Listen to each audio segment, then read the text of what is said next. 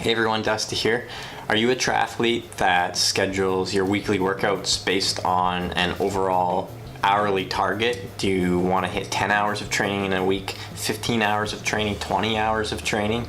Well, today I'm going to recommend that you stop doing that and instead focus your weekly training around your key sessions that you need to get done. So I know how it is. I've been like this in the past. I'm still like this sometimes, but you think, oh, I have to get 15, 20 hours of training in a week to be successful. Anything less than that, I'm going to be a failure as a triathlete if I train any less than that. And that's just silly.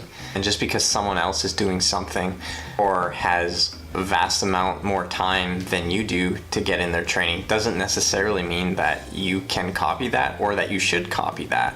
Many years ago, I was training with a friend at the time, and we would look at a lot of the top pros' triathlon training schedules if we could find them out on the internet. And basically, we would try to replicate them, and often, more times than not, it would be like 20 to 25 hours of training, and we weren't ready to train that much, at least not on a consistent basis. So, I mean, to train 25 hours in a week, that's over 3 hours in a day, and if you have one day's rest, then it's just an enormous amount of training. But with that being said, we would always start our brand new training plan week after week, and usually by the second or third day we would be super burnt out and the rest of the week would just be total crap. Over the years, I've learned what works for me, what doesn't work for me, and I'm not saying that weekly volume isn't important, that you don't want to hit certain numbers, but don't plan your entire week around I have to hit 15 hours and then working backwards from there. What I recommend that you do is, depending on the distance that you're training for, let's take Ironman or half Ironman for example. Well, one of the priorities in just a typical training week is your long ride. So you know in a week that you're going to have to get a long ride in, so schedule anywhere from 2 to 5, 6 hours depending on where you're at in your training program. And then you can schedule in your long run. And then other than that, you need to look at your overall training and decide what's a priority for you. Are you a poor runner, or is running something that you want to improve more? Well, then maybe you should make a speed session or a tempo session or a strength session or just more runs a priority in your week. Same thing if you really want to improve on the bike. You have your long ride that you've made a priority. So what are the other key sessions? Are you going to do a VO2 max session? Are you going to do a tempo session?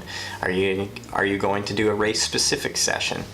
So what I would do is sit down, if you're self-coached, and write out your goals, what it is you need to work on, and what are the very key sessions that you'd like to see completed in a week. Now, don't get too crazy with this. You're probably not going to have more than 4 or 5 key sessions at the very most.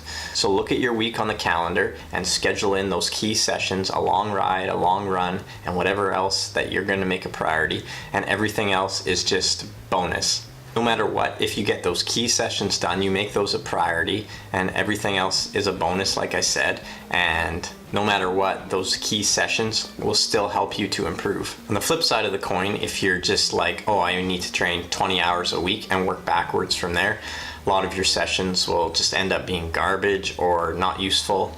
You might start off really good the first couple of days, maybe training maybe a little more than you should, and by the end of the week, you'll have either missed a bunch of training or you'll just be putting in garbage miles that really aren't making you that much faster. That's just a little tip that I wanted to share with you. You know how frustrating it is reading professional triathletes' blogs or your friend telling you how much you train and just thinking that, oh, I wish I could replicate that. For myself at the moment, I've been doing 10-day training blocks as opposed to your typical 7-day training period, and I'm able to make that work with my schedule. But what I do is I sit down and I write out all of my key sessions.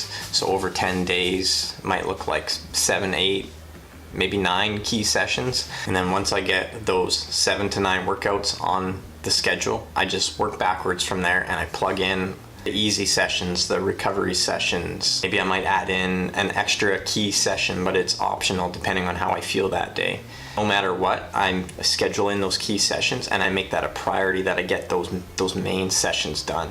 And that works so much better for me as opposed to saying I want to train 30 hours in this 10-day training block. And you just have to look at every day and think, I need to put in at least 3 hours of training this day, or if I do an hour and a half, the next day has to be 4.5.